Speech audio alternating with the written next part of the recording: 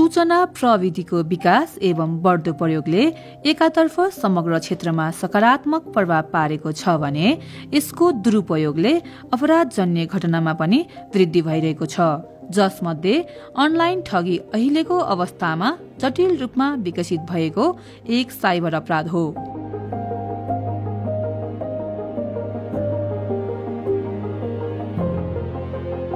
नेपालको बैंकिङ प्रणाली डिजिटल माध्यमतर्फ रूपान्तरण हुनु र सामाजिक सञ्जालको प्रयोग बढ्नुले पनि अनलाइन ठगीका घटनाहरू बढ्न थालेको देखिन्छ। यसमा विशेष गरी इन्टरनेट र इन्ट्रानेटसँग सम्बन्धित आपराधिक गतिविधिहरू पर्दछन्। प्रविधिको पहुँच बढ्दै गएको भए पनि बैंकिङ कारोबार अनि गोपनीयता जस्ता विषयबारे धेरै नागरिकहरू जानकार नहुँदा ठगीका घटनाहरू बढेका छन् भने विभिन्न प्रलोभनमा परि शिक्षित व्यक्तिहरू समेत यस्ता अनलाइन ठगीको शिकार भइरहेका छन्। विशेष गरी इन्टरनेटको दुरुपयोगबाट निम्न प्रकृतिका अनलाइन ठगीहरू हुने गरेका छन्।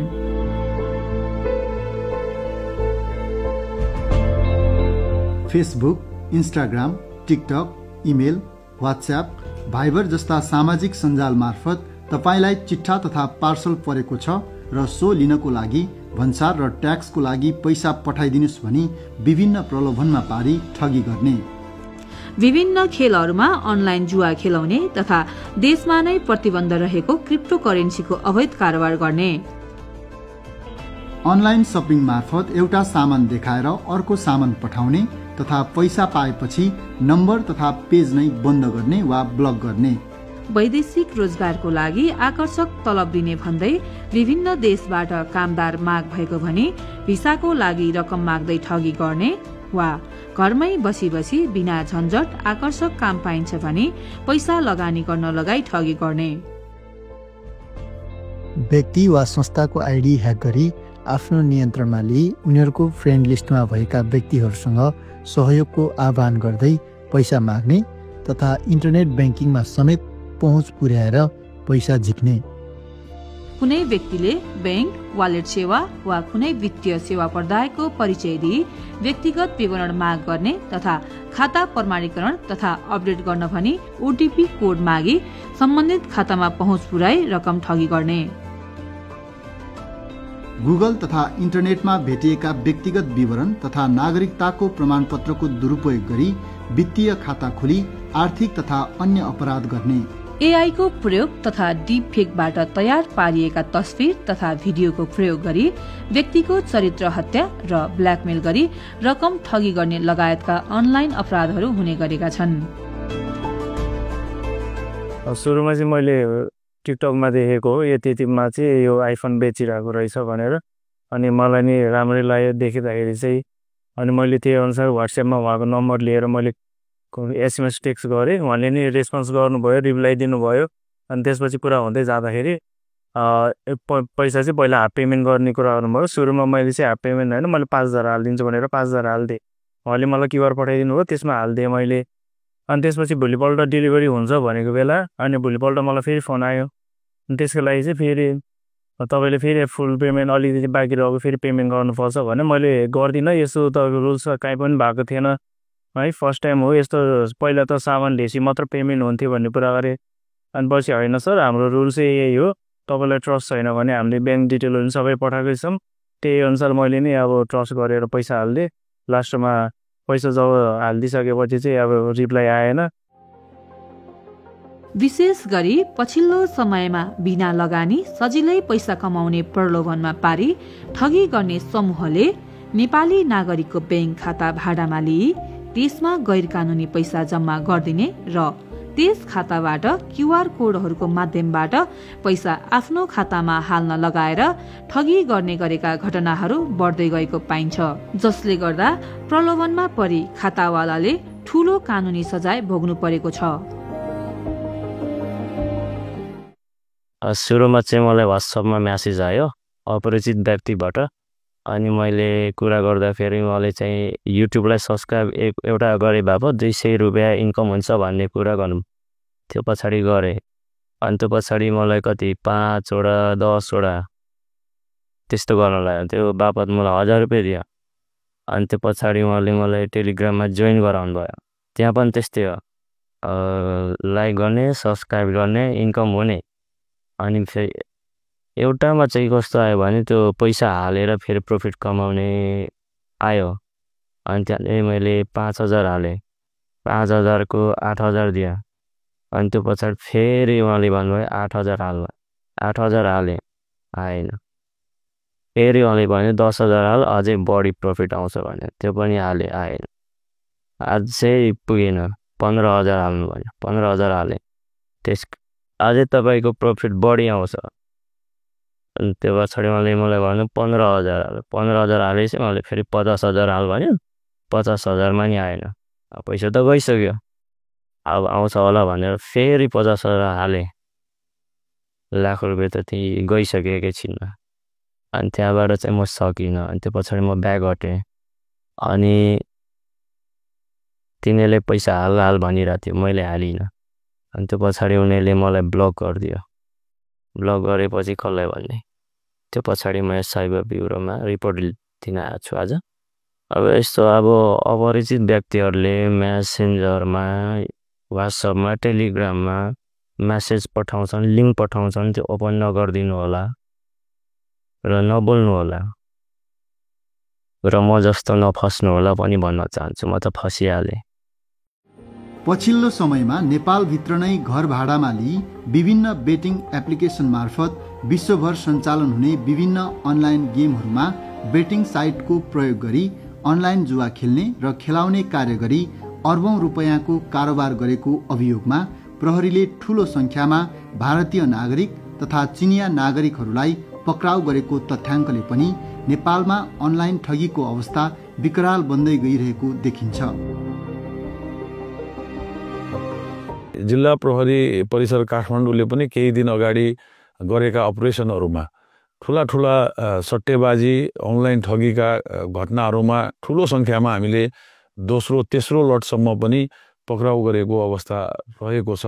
र यसले के देखिन्छ भन्दाखेरि प्रायजसो ठग्ने मान्छेहरूले अर्को भूमि भारतमा बसेर नेपालीहरूलाई ठग्ने, नेपालमा बसेर भारतमा ठग्ने र संसारको कुनै कुनाबाट बसेर पनि जहाँसुकैको व्यक्तिलाई पनि ठग्न सक्ने अवस्था विद्यमान रहेको छ। त्यसैले आम नागरिकहरूमा जिल्ला प्रहरी परिसर काठमाडौँको तर्फबाट सबैजना अनलाइन माध्यमबाट जति पनि ट्रान्ज्याक्सन गर्न चाहनुहुन्छ, यहाँहरूले एकपटक के म ठगिँदैछु त, के यसको बारेमा भेरिफाई गर्न आवश्यक छ, या के यस्तो मान्छे वास्तवमै कानुनको दायरामा आउन पर्छ भने भेरिफाईको लागि पनि, र यदि ठग हो भने त्यो प्रहरीको सम्पर्कमा ल्याएर कानुनी कारबाही गर्नको लागि पनि यहाँहरूले नजिकको प्रहरी कार्यालयमा सम्पर्क गर्नुहोस्, या सबैभन्दा नजिकको सम्पर्क नम्बरको रूपमा हाम्रो 100 नम्बर छ, यसमा फोन गर्नुभयो भने हामी तत्काल तपाईँलाई त्यसबाट सजग गराउन पनि सक्छौँ।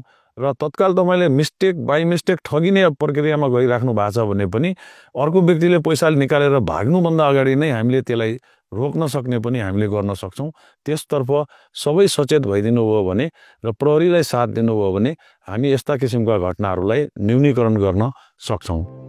नेपाल प्रहरीको साइबर ब्युरोको तथ्याङ्क अनुसार आर्थिक वर्ष 2079-80 मा 1015वटा अनलाइन ठगीका उजुरीहरू प्राप्त भएका थिए भने आर्थिक वर्ष 2080-81 मा 4133वटा अनलाइन ठगीका उजुरीहरू प्राप्त भएका थिए।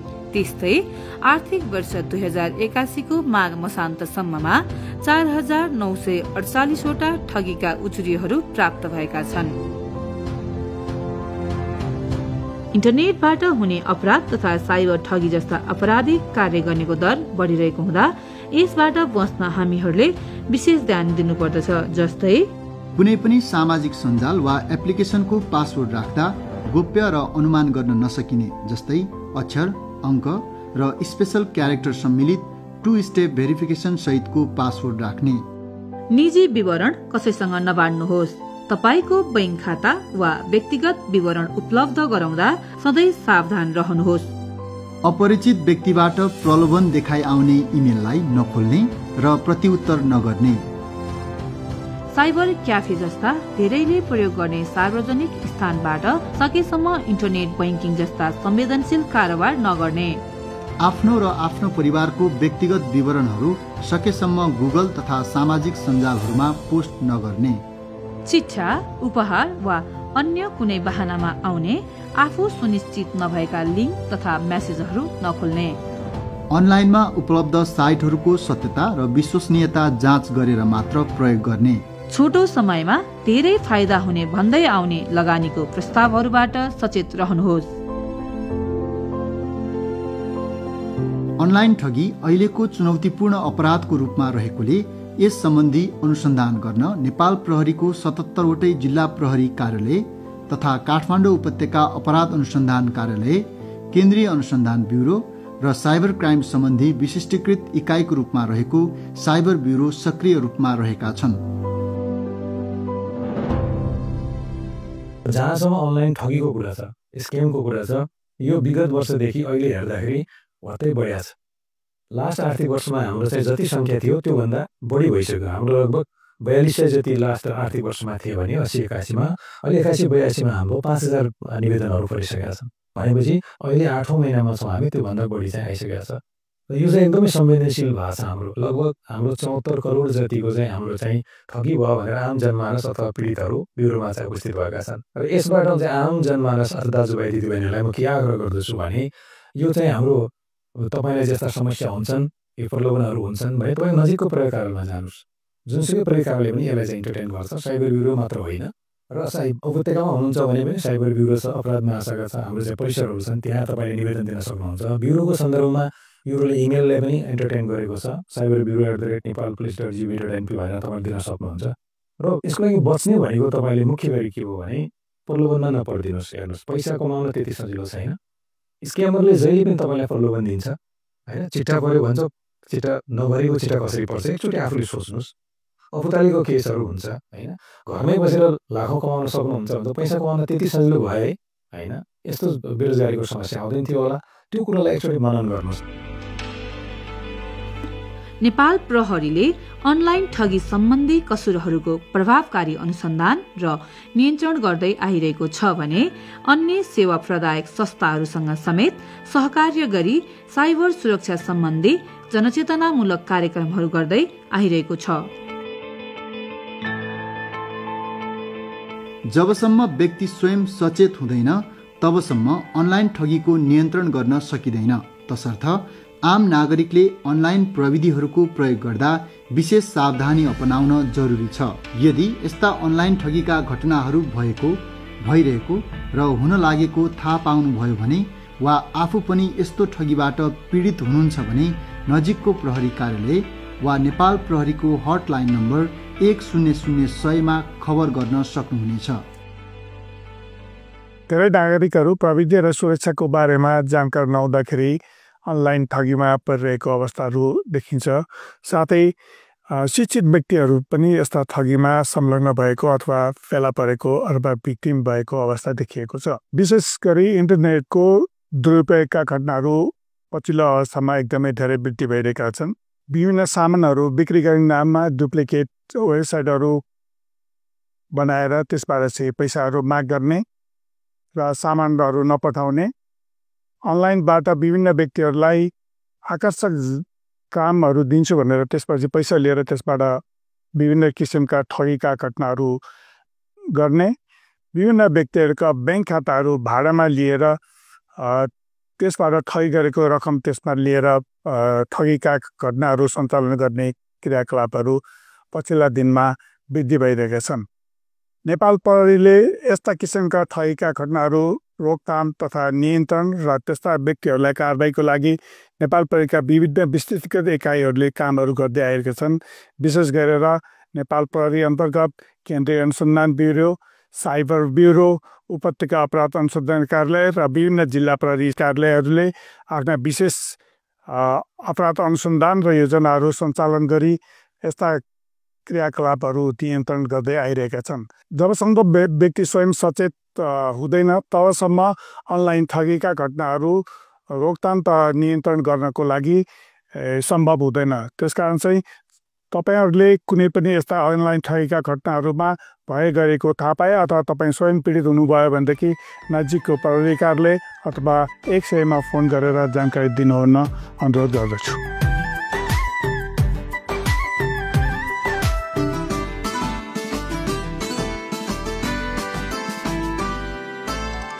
हर गाउँ हर नगरी फुलको बसना सरी नागरिकलाई मानी सर्वोपरि हर गाउँ हर नगरी फुलको बासना सरी नागरिकलाई मानी सर्वोपरि हर पल हर घडी जन जनको लागि खर्च नेपाल प्रहरी